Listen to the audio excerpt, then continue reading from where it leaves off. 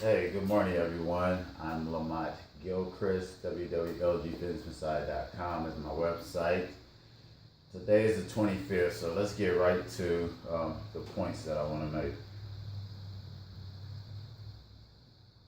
So, exercising. Exercising, which I've always said, if you look at any of my previous videos on YouTube or anything else like that, you can kind of see where I go with this. Exercising in general is not good for losing weight. I'm just being honest. So the reason why athletes look the way that they look is the reason why human beings look the way that they look.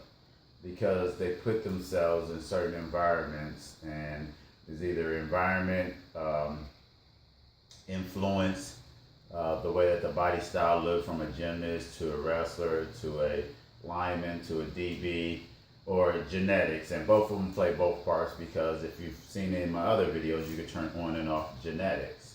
So let's talk about the good benefits of exercising. The number one benefit of exercising, and they do this in other countries like China, Japan, and so we always talk about intelligence level. Intelligence level is related to the ability of brain to process, fire off, and protect itself in adverse situations. Some of the most intelligent people on this planet, not just with regurgitated information that people can place into people, because you can program people with regurgitated information and make a lie become a truth. And if everybody believes that lie, it expresses some level of intelligence for everyone's delusion. But intelligence is being able to react in a situation at the spur of the moment. How fast is the reaction time? And athletes are some of the most intelligent people on earth. And I'm going to reiterate that, and I'm going to support that with, I'll probably attach a link to this. There's been some studies, and I've been following studies for years, about Japan, China, all these technological countries, and where they excel in academics. They also make sure that they have 2 or more hours worth of recess for the kids, so they make sure that they get into physical activity.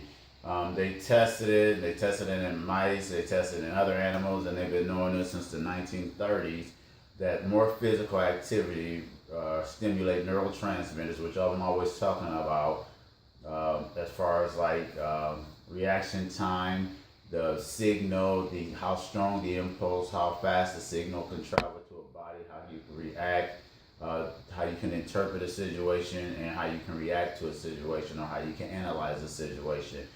And it shows that the kids that did exercise, and they even did this here in the United States, that they increased their test scores on language and other skills thing by 20% by exercising. And so exercising helps you increase the brain capacity, intelligence, intellectual. It relieves stress. There's certain hormones and dopamines and cortisol. So what happens is when you're eating, or when you're stressed, or if you're in a stressful situation, there are cortisols, which is a stress hormone, a hormone that they put in there to actually suppress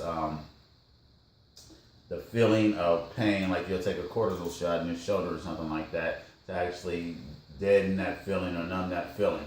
So if cortisol stay in your body, you'll get that is actual a precursor to increase in body fat, anxiety levels, depression, and all the other things. What exercising does is that your body is in an adverse environment. It's like being chased by a wild animal. The cortisol go up, flight or fight muscles will kick in, you will run off, then that cortisol will come down, and you won't release that anymore. And so it doesn't have that harmful effect. But when you're releasing cortisol into your body, it's kind of just like the growth hormone. When it's just trickling into your body all day long, and you're eating foods that support more cortisol, and you have inflammatory situations going on inside your body, then it's very easy to become depressed and get into a self-fulfilling depression circle of cortisol release, depression, anxiety, hormones type things, because that's what food do. Exercise breaks that habit.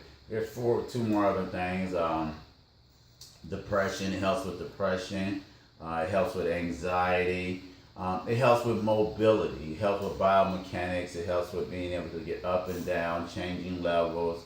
You can increase muscle, and you can raise or you can create lean muscle, not an infinite amount unless you're taking steroids or drugs or anything else like that. That's why we have an anabolic and a catabolic stage.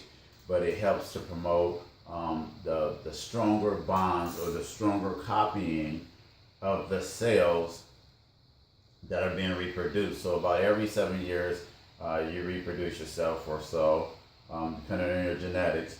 If you have weak cells, if you have a weak bond, if you have weak DNA cells at the end, which exercise helps to strengthen those by the stress that it causes, and then the cells have to adapt and they release more hormones, you create a better version of yourself going forward.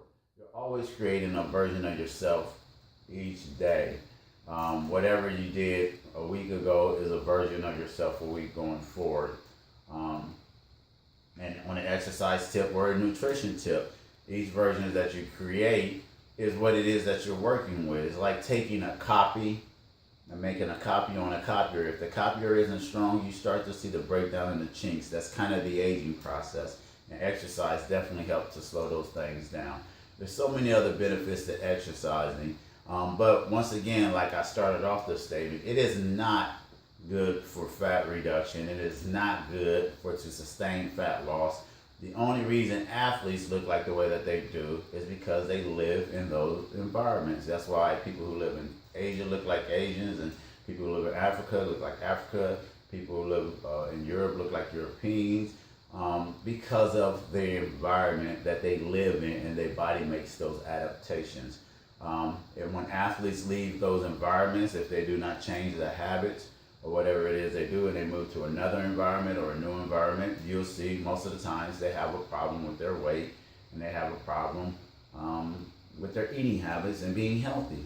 They have unhealthy things that usually happen to them. So just wanted to touch on that. And then I probably will make another video, probably tomorrow, go a little bit more in depth. I posted something below this talking about sugar and obesity. You have to understand the process of sugar. Sugars are different sugars, and not all sugars are created equal. Some have to go to the liver, which causes fatty liver. It's been estimated and guesstimated with sugar as well as with alcohol, it only takes up to 14 days to cause fatty liver disease. The effect of fatty liver disease is visceral stomach fat in the midsection. Alcohol does it, sugar does it. They go to different receptor sites. The liver has to actually deal with it because it's a toxin, certain sugars, up to 80% of the sugars. And with alcohol and also with sugar, they're just starting to see, they didn't know, because you can see the effects of the toxins of sugar being drunk when the 10% of the alcohol is going to the brain.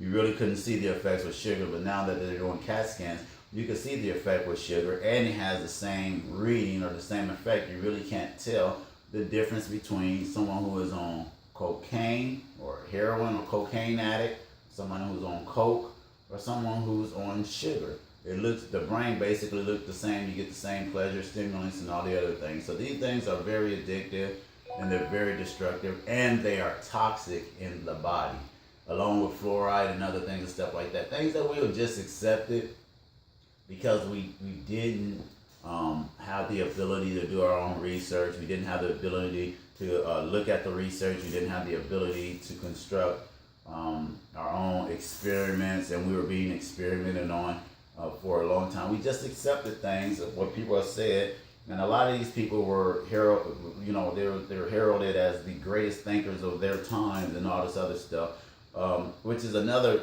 crazy one, and I'll get to it real quick. About you can't count calories. I keep telling people, not all carbohydrates have 4 grams per calorie. Some have 3.9, some have 3.2, and these things add up, and not all calories are equal. And I told someone what I discovered over 20 years ago when we were doing the test, and you burn these things, is that there are chemical reactions. There are hormones that are released in the intestines. Things are absorbed at different rates. So you cannot count calories inside a human body. You have to check genetics, fat density, percent body fat to ratio of body mass. Is it 80 to 70 something? then you have to run down all these other different principles and properties and things and stuff like that.